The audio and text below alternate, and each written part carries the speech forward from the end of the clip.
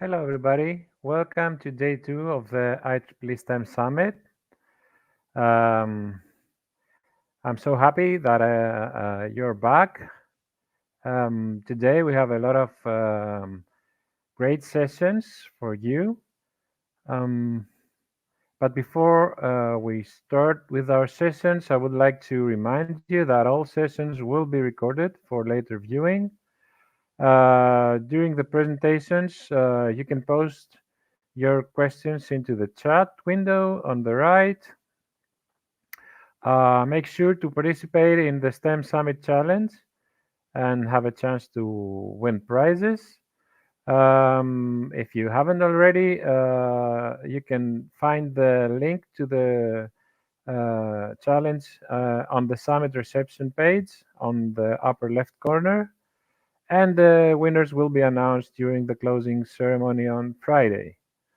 Of course, we invite you all to join the continued STEM Summit conversation and Collaboratech and Facebook communities.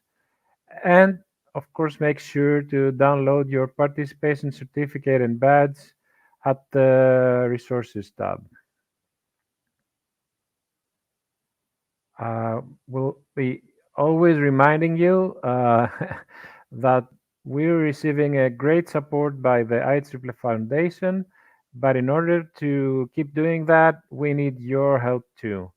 You can donate at the IEEE Tri-Engineering Fund of the IEEE Foundation and give us the ability to create and provide even more free resources and lesson plans and activities to educators, STEM enthusiasts, and whoever is working with school-aged children.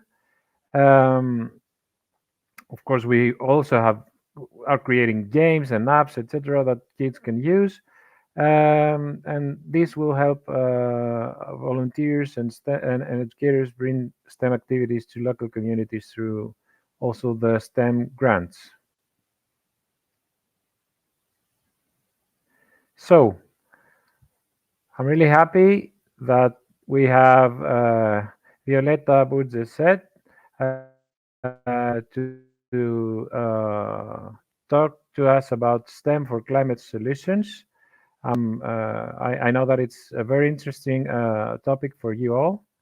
Wioleta is a coach and trainer from Poland.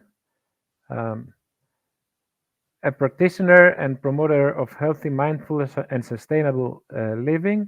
She's the co-founder of Human Circle, an organization with a mission to enable people to connect their passion with career and purpose. The flagship event called Young India Challenge, Do What You Love, has been organized already for more than 2,000 select people who have participated from all over India and beyond. She loves traveling and has been to more than 33 countries so far. Um, Impressive. After studying and working in several countries like Poland, Great Britain, Belgium, Greece, and India, she's currently based in Singapore.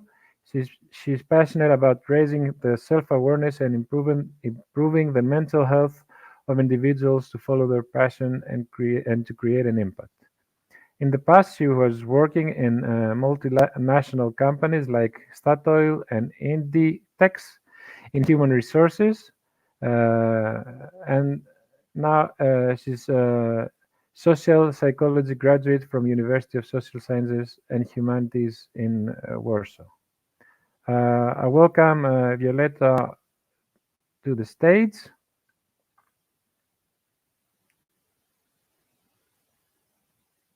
Thank you for being here, and the floor is yours. Hello, everyone. Hi, thank you so much for the invitation. Seeing so many of you today make me really believe that the topic we are about to discuss is important for many of you. Thank you to the IEEE team for inviting me here today to join you for this wonderful summit. So let me let me start with putting my presentation on so that we have some visuals here. I hope you can see it already. If yes, just put the thumbs up so I know that you can see my screen. Like if anyone could do it from the participants in the chat. Yes, you can see it. Okay, fantastic. So climate is changing. Yes, what about us?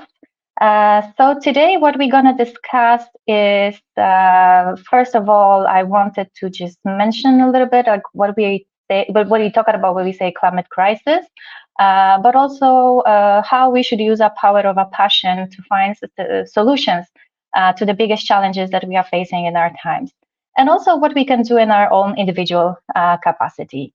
I will also talk a little bit of how STEM can contribute towards finding those solutions for the climate crisis. So I was already introduced in such a depth of what I do. So yes, just as a Do What You Love trainer and coach, I work with the individuals on and small groups on their life and career designing. As a co-founder and of Human Circle and co-creator of Young India Challenge, we bring together youth from all over India to work on the solutions related to climate change. And in the area of educating about the climate crisis, I also co-work with Climate Reality Project. So I'll be using some of the materials today.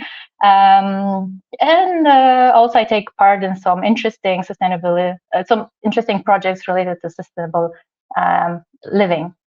But before we go any further, I just wanted to get to know you a little bit more.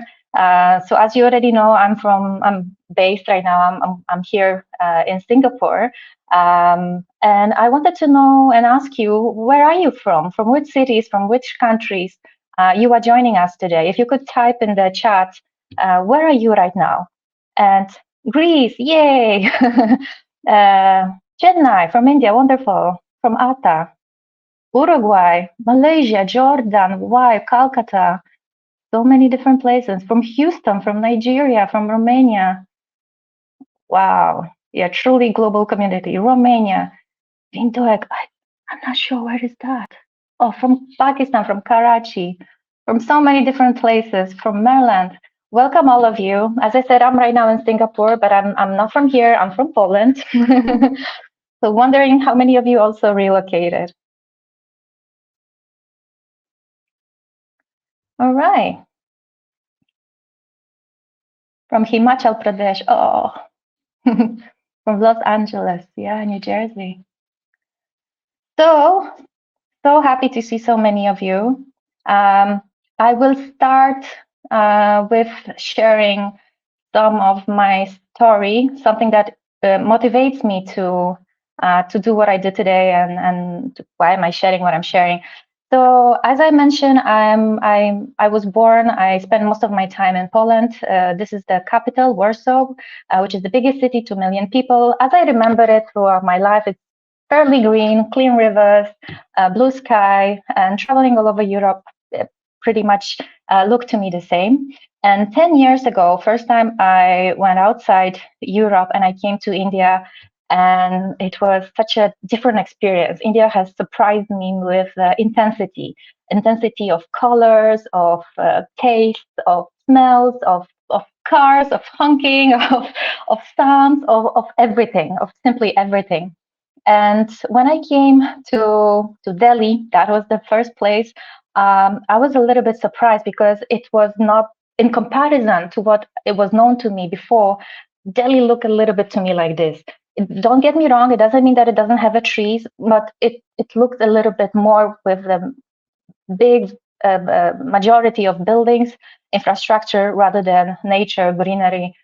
And just for me to explain to you what I have experienced there, I will share with you 5 different stories.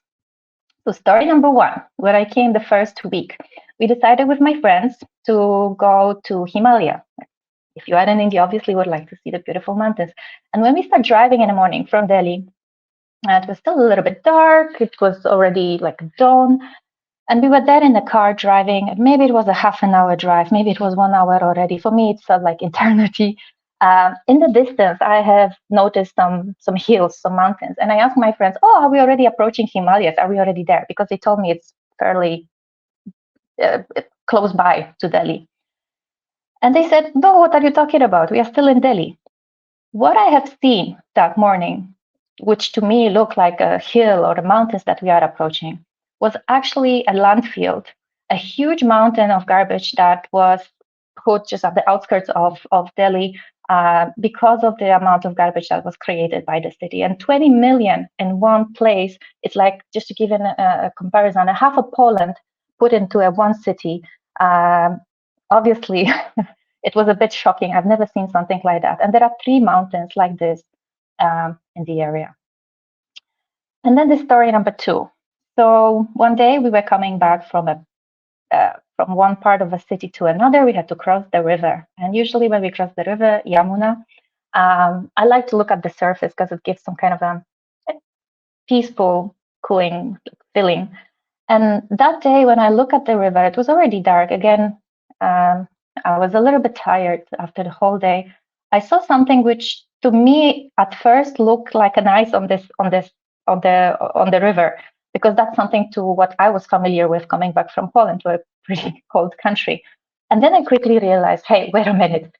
It can't be ice because, first of all, you are in India and it's August. It's very hot. It's more than 30 degrees, so it's impossible. So what is that white thing on the river? And then I started researching, and to me, it was something completely new. I never saw before a fraud on the river, which was caused by the different toxins and chemicals which were released to the river once the city starts. There are a lot of domestic and industrial toxic waste that was disposed there, and that created a fraud. And it was not a surprise to me. Also, a lot of local people also were not aware of what we are dealing here with. Story number 3.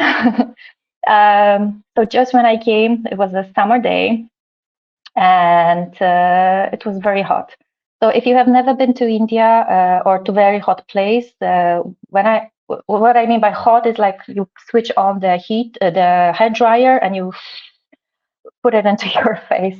And that day was recorded, it was 10 years ago, it was recorded the highest temperature. It was 47.5 degrees Celsius. And it was so hot that I was unable to do anything. So what I felt like doing is just to lay down, go to sleep. The AC was not working. So this is not actually my room. This is just to give you an example that my only ally here was this fan on the ceiling, which I switched on, and I was hoping that it will cool me down a little bit. And when I went to sleep and I woke up, I realized that the fan is not working. And my first thought, based on my experience from where I was coming from, was that someone must have come to the room and switched it off. And I got angry. I said, like, who dare doing something like that? It's so hot. Why would anyone do this? It did not cross my mind that the fan was not working because of the power cut, which I have never experienced before in my life.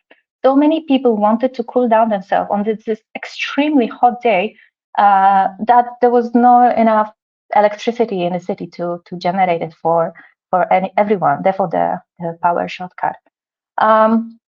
Another picture, probably maybe known, maybe some of you have already seen something like that. So for the most part of I can say that the most part of the year in Delhi, we experienced air which is so thick that you can just simply cut it and not see anything through it. And this is smog. This is smog which stays for many months, and it's very dangerous for the lungs. I got bronchitis just within half a year of living in Delhi, and we had to wear masks to protect ourselves much before the COVID happened, and it was obligation all over the world. And just the last thing that really broke my heart also was this view. Wanted to see the beautiful Taj Mahal, the symbol of everything which is majestic about India and the perfection. And on the months when the drought is of the very dry months, the level of the river is much lower, and it shows what is beyond, like what is under the water. And what we can see, it's nothing too too optimistic. So these are those 5 things that really like change my perspective on what I already knew, what I was experiencing. And at this point, I felt like putting some beautiful picture about India, because India is not only about what I have just shown you, it's much more beauty than that, and fantastic policies which are implemented in order to solve the challenge. That was 10 years ago, what I was showing you. Here is a picture from a place we have visited, the indigenous community in the east side of India, just to balance what you have already seen. But basically what I'm trying to say is that with the invisible issue, we can't do much. And those issues were invisible to me at that point.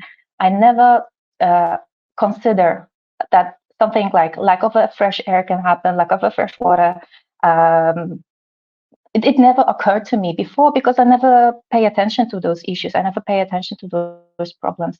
And something like that I could experience in such a densely populated place like Delhi. And with the growing population, we are facing more and more challenges. There are different challenges for each generation. And just to give you a perspective, I was thinking about it and I found this graph. So on the birthday of my grandma, when she was born at the beginning of the last century, there was 1 billion people. When my parents were born, there were 2 billion people. On my birthday in the 80s, there were 4 billion of us. And if I had children today, there would be one of the 1 billion people on the planet. So in such a short period of time, such a big growth of population, it means that we have to deal with different challenges. We have less resources to share amongst us. So imagine my grandma had to share resources would have what she had for herself in a way. Now she would have to share it with 7 other people. So different challenges that we face, and that makes me truly believe that we do not have the luxury anymore to think only about our career, about the convenience of our families, of our own convenience. The world really needs more of us to find solutions for the local and global challenges. And here I would like to also stop and mention our ancestors, people who work hard, who sacrifice their convenience in order to keep our nature resources in place. So indigenous communities live on 20% of global landscape, but they are protecting 80% of world's biodiversity and natural resources. So just think about it, where you are right now, where you are from, and who were the people who were a stewardship, who are protecting the lands for us. So let's talk a little bit about the climate change, what we mean by climate change. And I know that many of you know pretty much. So this is more to remind us why is it important. I will try not to take too much of our time. So here we can see the Earth. It was the picture first time taken from Apollo 17 mission. It gives us this perspective on planet from a distance. It shows how wonderful blue planet it is. And when we look up into the sky on the bright day, we look out there and we see this vast space, never-ending amount of space above us. And actually what we see is just a thin layer of what you see on this picture that is blue. And this is just the two lowermost layers of the atmosphere. And it's not such a thick at all. So how this whole thing is happening is that solar radiation in the forms of light waves passes through the atmosphere, and most of this radiation is absorbed by the Earth and warms it up, right? But some of the energy is radiated back into the space and from the Earth, and in forms of infrared waves. But some of that outgoing infrared radiation is trapped in the Earth's atmosphere and warms it up. But which is actually good, because then we have a livable temperature to be on the planet. But with the concentration of CO2 in the atmosphere, more of that outgoing infrared radiation is trapped.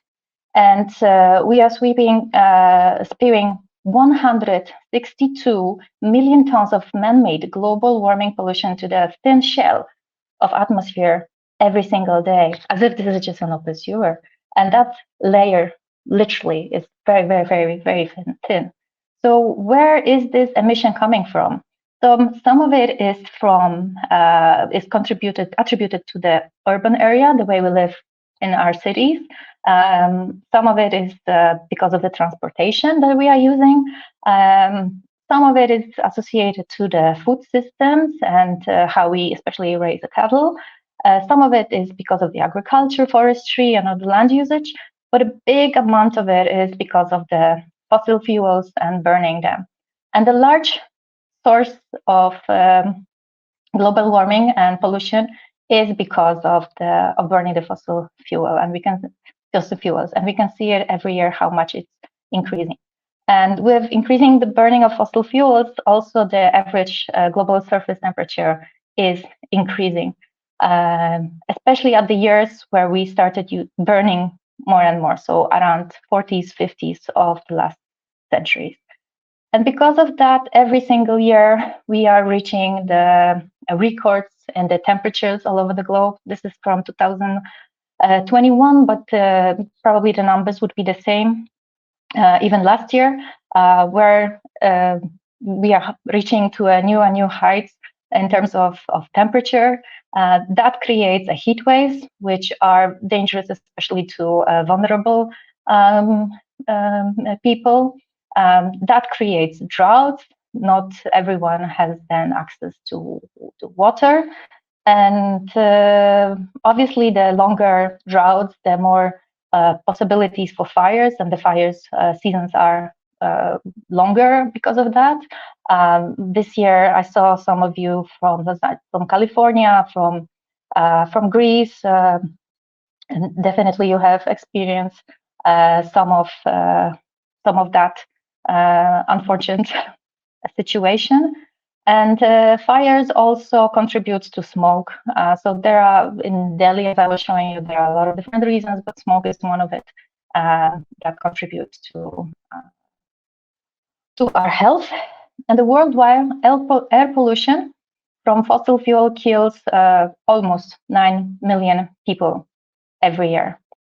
What is more? Water, oceans. 93% of the external heat trapped by man-made global warming pollution goes into the ocean. What it means is that water is being warmer. And let's talk a little bit about the hydrological cycle. So we were told in schools that when it's raining, the water goes down, it goes to the ground, then it rushes to the sea. Then from the sea, it evaporates, forms a cloud, then it rains, and so on and so forth. So that's a cycle. And it is changing, but not in the way how it happens. It's changing in the intensity. What it means is that the warmer air can hold a lot more water vapor. So with each additional 1 Celsius of temperature, the atmosphere's capacity to hold water vapor increases by 7%. And this is already 5% more water, the water vapor over the oceans that we have over the last, than it was 30 years ago. What it creates is this. So as the temperature increases, the oceans evaporate more moisture into the sky, and so the downpour gets also bigger. This is something we call the rain bombs, which means that if there was supposed to be a rain anyway, the downpours is much higher, much stronger, much more intense, which unfortunately can lead to such situations like floods, which then affects a lot of people, infrastructure, and it's nothing. And this is just one of the example of consequence of climate change. Hurricanes, typhoons, cyclones all over the world. Madagascar, Zimbabwe, in India, in the Bengal area, Florida. Those hurricanes are becoming more frequent and more intense, causing a lot of damages for local people, agriculture. Melting of the ice, Arctic, Antarctic, and with melting of the ice, the sea level is rising. And here are just top 10 cities at risk from sea level rise by 2070. And this is based on the pollution at risk, so the more intense populated cities. And just let's look at the first 5, 6: Kolkata, Mumbai, Dhaka, Guangzhou, Ho Chi Minh. What will happen to these people? What will happen to the cities? It's just difficult to imagine, right? Worldwide extreme weather catastrophes, which includes droughts, fires, floods, mudslides, storms, are happening more often, and there are more intense year by year. Climate change will likely lead to food and water shortages, pandemic diseases, disputes over refugees and resources, and destruction by natural disasters in regions across the globe. So the food supply will be in danger because of the storms, hurricanes, the fires, droughts, lack of water, disputes, that in some parts of the world we might really experience a shortage of food, of crops. Water, in terms of the supply, because of the droughts, because of the melting, the rising sea levels, the supply is not there, but the demand for the water is increasing with the population, for the households, from the industry, from the agriculture. Everyone would like to, on a hot day, use of water, whether it's us, whether it's crops, energy, industry, animals. All of us would like to have an access to drinking water. And the water scarcity already affects more than 40% of the world's population. And living in India for the last 10 years, I remember cities where the lakes, river were affected because of the scarcity of water was so big that people had to wait in long queues in order to get the water supply from the government, from the big tanks who were giving it to them. Climate change is the single biggest health threat facing humanity, according to World Health Organization. So how the climate change can affect us as human beings directly. So because of the air pollution that I was already telling you, it's very dangerous for all of us. The food supply, it might not be enough. The shortage because of the extreme weather conditions might be disturbed. Extreme weather events, and of course about the food, the nutrition of the food is going lower because of the pesticides that we are using, the way we are producing it and processing it. Extreme weather events create traumas and stress and anxiety for a lot of people from the regions which are especially prone to some disasters. Infectious diseases, waters, also different kind of diseases related to the poisoned water because of the floods or sea level rising. Also, our mental health, because of the anxiety and lack of fresh air, can also affect the way we feel, and a lot of allergens as well. And we are now at risk of losing up to 50% of all land-based species within this century, which is unheard of. And when we talk about nature, it's very important to understand that nature is our natural ally in fighting the climate change.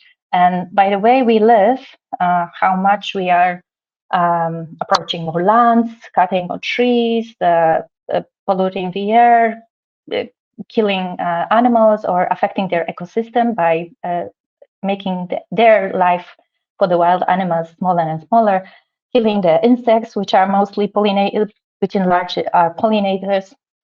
We are compromising ourselves by not cooperating with nature and by not dealing with like not protecting the nature.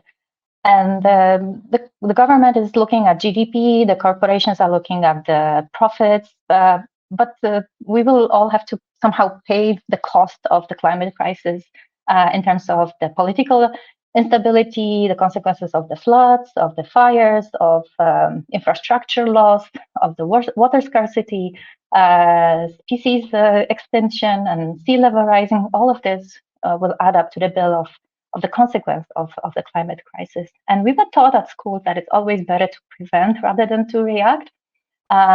So I do have a positive news as well. I know that I share so far so many, maybe not too optimistic facts about it. But before we go further, I wanted to check with you if there are any questions or comments so far about what we were discussing here.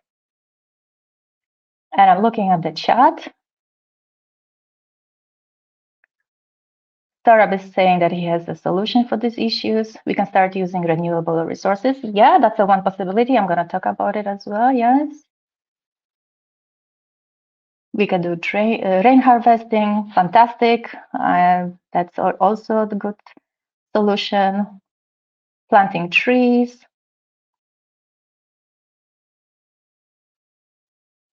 The data you shared is powerful. The message can be shared with the school-age children. Yeah, thank you so much. I would share even more. It's just for the interest of time. I wanted to keep the highlights, what I believe is the most important for us to remember of what's really happening. All right, so let's go to the opportunities which are before us on the more optimistic side. And there are, especially because of some new laws which are in place.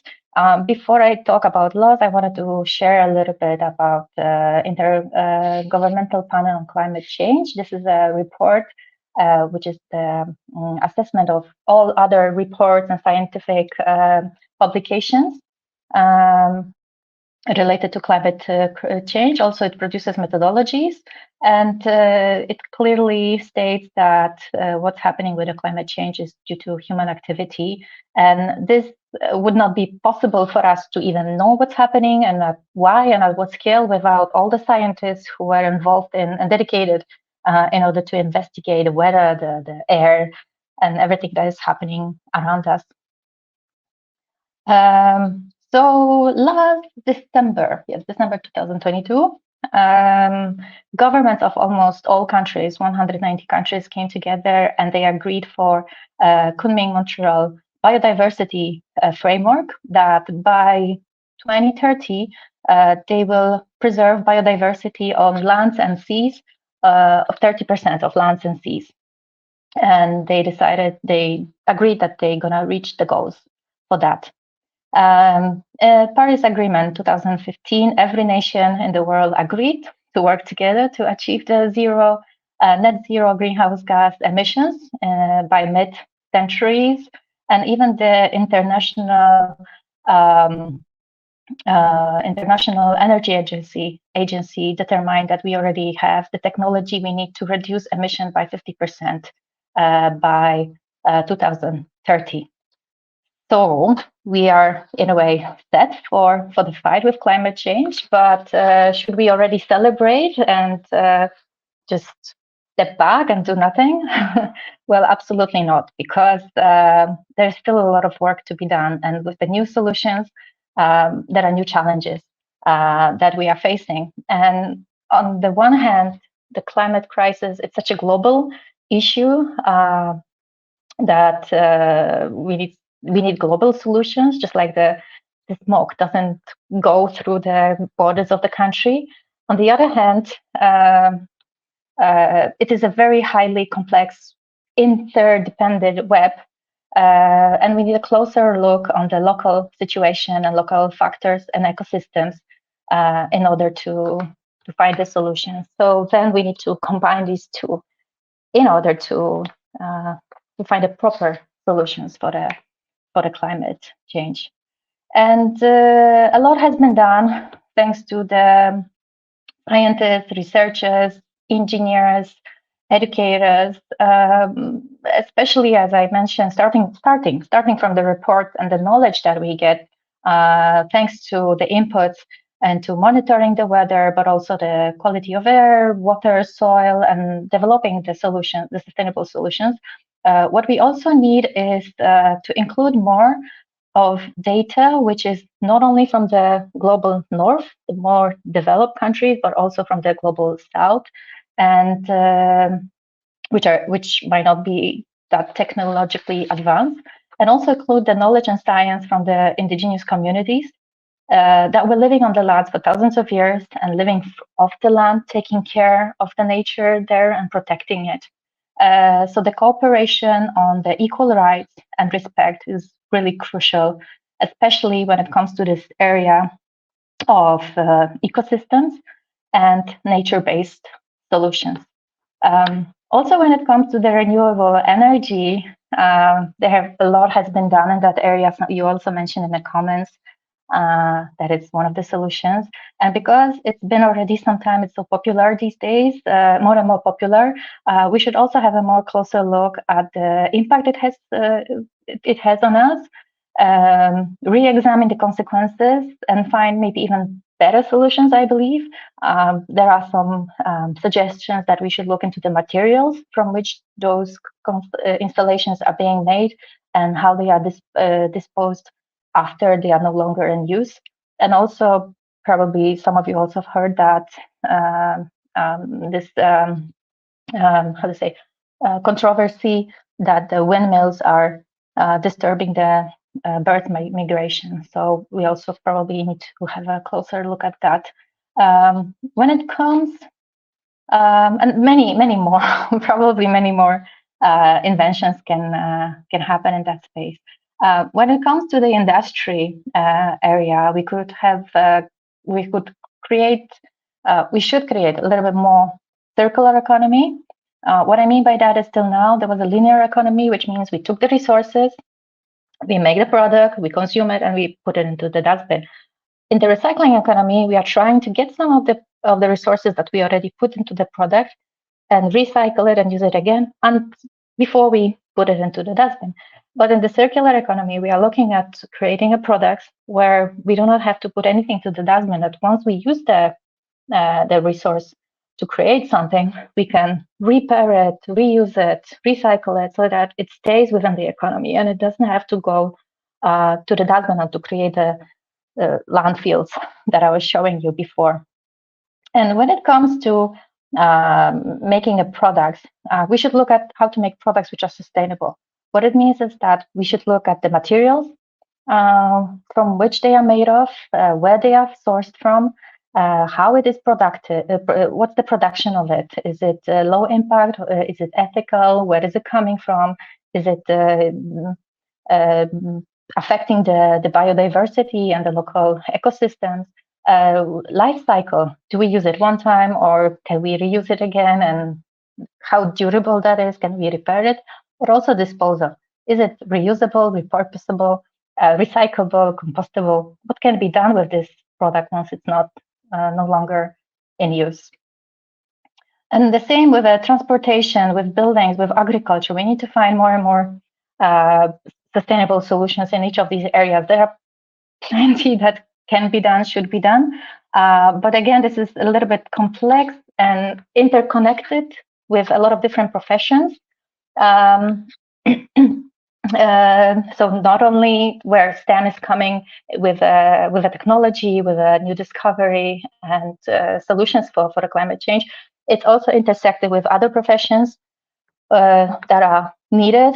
So because of the systems that all of this is created, so the system, the food system, the society system, urban area systems. So as much as we need politicians, lawyers, activists, economists, finance people to help us within those systems to create the change, to support the change, we also need a lot of scientists, a lot of researchers, engineers, educators, who are constantly asking questions and checking if what we are doing is the better way than we have done before, and whether the solutions are nature-based, which are not harming any living being on this planet. Without them, without people who are dedicated for that, the change won't be possible. Because otherwise, the politicians, the lawyers would just go empty-handed. We need those solutions today, and these are just some of the examples of which areas we should really look at, which is almost everything, right? And we see a lot of protest here and there, probably less after the pandemic, and usually there are a lot of young people also protesting, which we call the future of for our planet. I do believe that all of this is needed, but what is really needed is to be a part of the solution, is to examine our own individual impact and our choices, whether these choices are private or profession, and to seek for these kind of solutions which are climate oriented, which are good for fighting the climate change.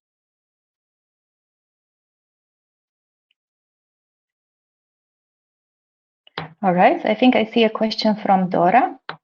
Climate change includes a variety of engineering fields that could inspire kids to get closer to STEM and engineering. What would you say to 8-year-old to influence and become an engineer in the future? To 8-year-old, that's a really good question. I'm just, I know this question is to me, but if any of you have an answer to that question, please also type it in the chat to Dora. What I would say to this 8-year-old is I would ask about the dream. What is his dream for the future? And if this person, if this kid would start talking about the outside, the nature of how he wants to be in the future, I would then kind of ask him what field of what kind of tools would help him, what kind of probably technologies that he will need in order to create that future for himself. And tell him a little bit more on that particular area that might be his dream. How this could how using the any of the STEM tools or engineering could help him to create that kind of future for himself. I don't know if that answers your question.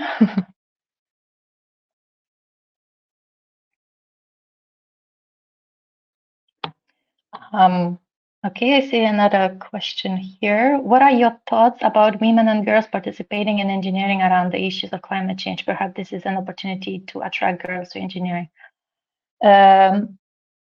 Well, I know that there was a session before this one about girls and engineering.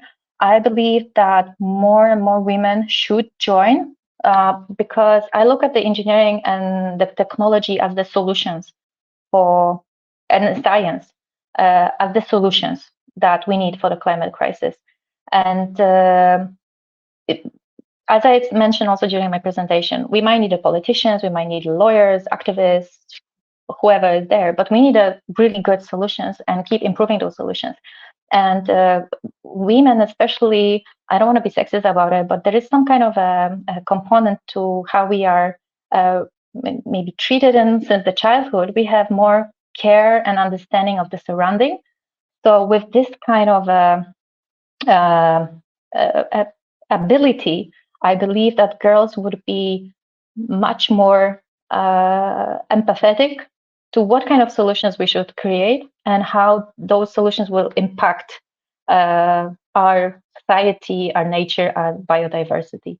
So I really would love to see more girls in engineering and creating those technologies, keeping in mind care, keeping in mind atmosphere and taking care of the nature as well.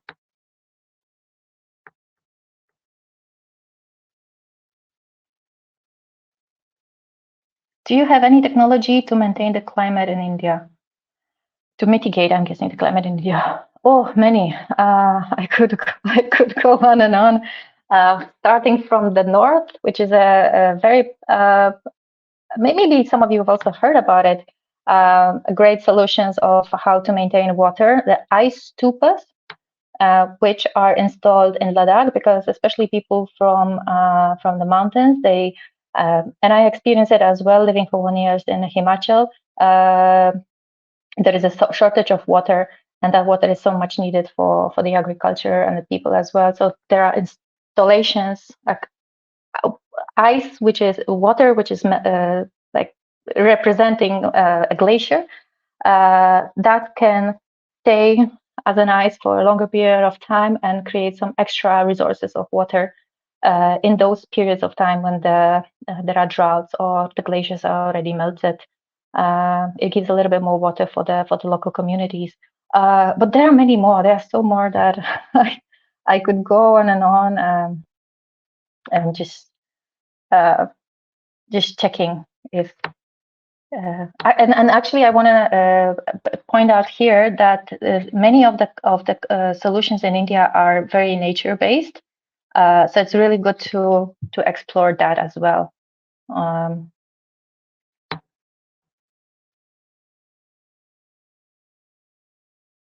just checking if there are other questions here. How rain happens? Why color of sky is blue and why not green? I won't be able to answer that question about the colors. It's a very scientific question, too scientific for me.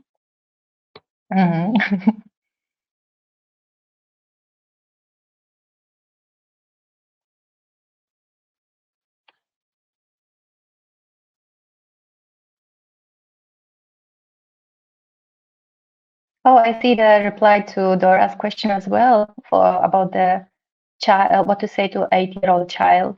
We can show him the beauty of a nature, like explaining how beautifully nature has created our body, and this body is having its acid in the stomach when our body is working properly, and such types of examples. Yes, we are part of a nature, definitely, and nature has this wonderful impact on us, on our health, but also on our mental health.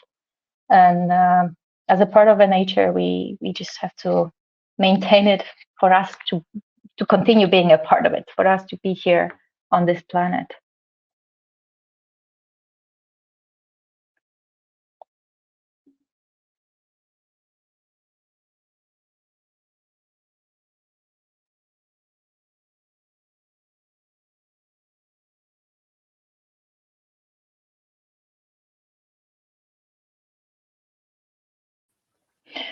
I just have a last question here. Do we have a time for just one more last question? I just noticed it. Yeah, we have it. We have time for one quick one. So this is a quick one, last question. What climate change topics have you found the most engaging for school-age students? The most engaging and the most fun topic was the sustainable living solutions, what they individually do at home, how they find solutions for their everyday activities and products that they use. And this is fantastic. Some of them were telling me how they find solutions for purifying the water, which they've learned somewhere on the physics top classes. How they do their own composting, how they do the segregation. This is absolutely fantastic how school children are already doing a lot within their own capacity. All right, thank you so much. It was really interesting. You know that IEEE is really into climate change, and of course, our members who are engineers are working on finding solutions. And it's important to let people know that there is something that we can do, and let our kids know that by being engineers, they can do something about it and not just wait for the great disasters to happen. They Great. must do. Yeah, they must. They must do something about it, Yeah, like yeah, all yeah. of us. Yes. All right. Thank you so Yeah. much. It was an honor and a pleasure to have you here. So, people stay engaged. We will have a break, like 15-minute break. but we have great presentations afterwards. We've got presentations by Brenna Biggs about NASA and Globe. I will be presenting the Try Engineering products and resources for you all to use in your outreach, STEM outreach activities.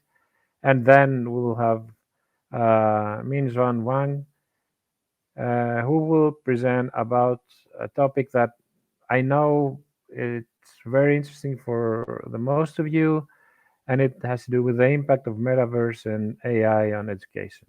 So see you in 15 minutes.